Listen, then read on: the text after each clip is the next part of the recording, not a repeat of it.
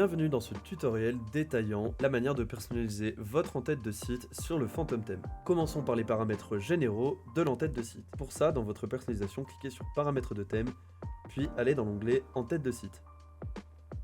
Ensuite, vous pouvez, comme vous le voyez, choisir un affichage des icônes de navigation, soit en icône, soit en texte. Ici, et seulement sur bureau, vous avez la possibilité de choisir jusqu'à 3 styles différents de menus. Le premier que vous voyez actuellement est le menu ligne. Vous avez également le choix du menu de ligne. Et en dernier, la barre latérale gauche fixée. Je prendrai le temps bien sûr de détailler chacun de ces styles juste après avoir défini les paramètres globaux avec vous. On retrouve ensuite l'action au défilement de la page. Vous pouvez, si vous le souhaitez, ne pas faire d'action, c'est-à-dire laisser l'en-tête en haut de la page telle qu'elle est, ou alors fixer le menu en haut de page.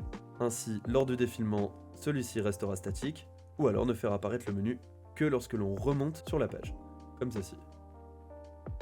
Ce paramètre est dissocié sur mobile. Vous avez ensuite le choix pour la section barre d'annonce de l'afficher ou non et de faire en sorte que cette section soit affichée lors du défilement de la page. Si vous cochez ici, comme vous pouvez le voir, ma section barre d'annonce est bel et bien dans mon en-tête défilement.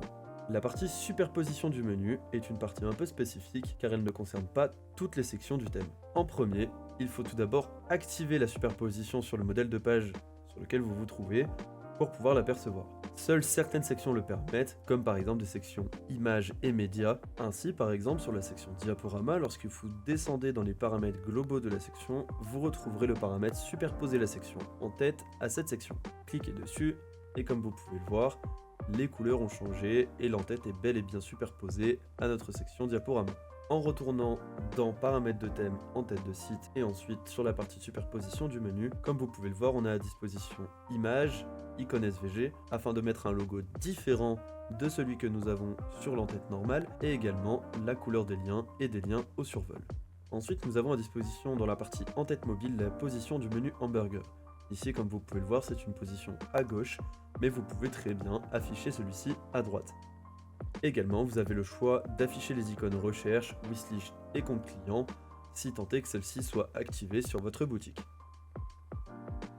Pour la partie recherche, vous pouvez offrir différentes possibilités à vos utilisateurs. Soit ne pas afficher de recherche si vous avez par exemple une boutique avec très peu de produits, soit afficher un champ dans le menu, soit un champ avec autocomplétion, ou alors une pop-up, soit normal, soit pareil avec autocomplétion, comme ceci.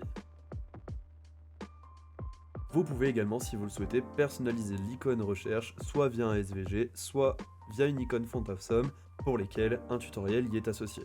Pour l'icône panier, c'est ici que vous allez définir le fonctionnement de celle-ci. Lorsque votre utilisateur cliquera sur cette icône, plusieurs options sont disponibles, soit une redirection vers le panier, soit une redirection vers la page de paiement, ou alors un mini panier en barre latérale droite, comme c'est le cas ici, ou alors encore un mini panier en pop-up. Vous pouvez également, lors d'un ajout au panier, choisir l'action qui en découle, soit ne rien faire, soit ouvrir le mini panier la première fois, soit toujours ouvrir le mini panier, ou alors faire des redirections soit page panier ou page de paiement. Enfin, comme pour l'icône recherche, vous pouvez sélectionner une icône SVG ou une icône font of sum personnalisée. De même pour le compte client, si tant est que celui-ci soit actif sur votre boutique. En dernier lieu, on retrouve l'option multi-devise offrant la possibilité à vos utilisateurs d'afficher vos prix dans leur devise. Pour cela, cliquez dans un premier temps sur afficher le sélecteur de devises. La liste des devises disponibles sera la liste que vous aurez notée ici en utilisant l'ISO des pays. Vous pouvez définir bien sûr la devise par défaut et également le format affiché. Pour que cette fonctionnalité soit effective, vous aurez à modifier certaines choses dans le formatage de votre boutique. Pour cela, copiez cette partie. Cliquez sur le lien devise de la boutique. Une fois dans les informations de votre boutique, descendez sur devise de la boutique, modifiez le formatage et comme vous pouvez le voir, juste ici, HTML avec devise et HTML sans devise, vous aurez à modifier de cette manière. Vous avez également la possibilité de noter de différentes manières le format de vos prix à travers votre boutique. Soit par exemple avec un point pour séparer les décimales, à ce moment-là, notez simplement amount, ou alors comme c'était précédemment, pour séparer avec une virgule, underscore with, underscore, comma, underscore, séparateur. Passons désormais aux paramètres concernant la section en elle-même. Pour cela, rendez-vous dans vos sections, puis dans un premier temps, on présentera la section en tête une ligne. Dans celle-ci, vous allez définir votre menu principal, puis le format de vos liens. Vous avez le choix entre style d'origine, capitalisé, autrement dit une majuscule à chaque première lettre de chaque mot, ou encore majuscule. Choisissez ensuite l'effet au survol des liens principaux, par exemple ici un souligné, mais je vous laisserai bien sûr expérimenter ces différentes possibilités. Vous pouvez choisir l'alignement du texte, gauche, centré ou droite, suivant le nombre de liens que vous avez et l'espace disponible. Pour la partie logo, celle-ci sera commune à toutes les sections et vous avez deux possibilités. Soit afficher votre logo sous format image, soit sous format SVG avec un tutoriel entièrement dédié sur notre chaîne. Vous pouvez définir de rediriger vers la page d'accueil au clic de l'image, puis définir la largeur maximum du logo sur bureau et sur mobile. La possibilité d'afficher l'icône du compte client est également là, et vous pouvez choisir la couleur des liens et icônes, et également au survol. Retrouvez en dernier lieu les paramètres globaux des sections sur le Phantom Theme. Par la suite, retournons dans nos paramètres de thème en tête de site, et on va choisir cette fois-ci un style de menu de ligne. On retourne dans nos sections, et dans la section en tête menu de ligne, vous avez plusieurs choses. La première étant de n'afficher uniquement que la ligne du bas lors du défilement. Comme ceci. Vous pouvez, comme toutes les sections en tête, choisir le menu, le format des liens, l'effet au survol, et cette fois-ci vous avez la possibilité de choisir le trait de séparation. L'alignement des liens est disponible sous certaines conditions, celles que le logo soit présent sur la première ligne.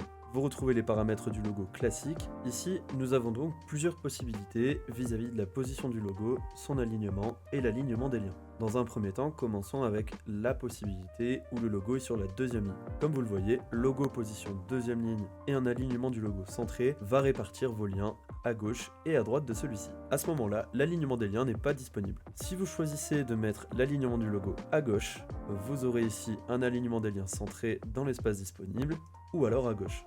Ensuite, vous pouvez choisir la position du logo première ligne, et donc cette fois-ci même chose, alignement du logo à gauche ou centré, et de même pour l'alignement des liens. Pour les paramètres qui suivent, vous pouvez choisir d'afficher les icônes sociales de votre boutique définies dans Paramètres de thème, médias sociaux.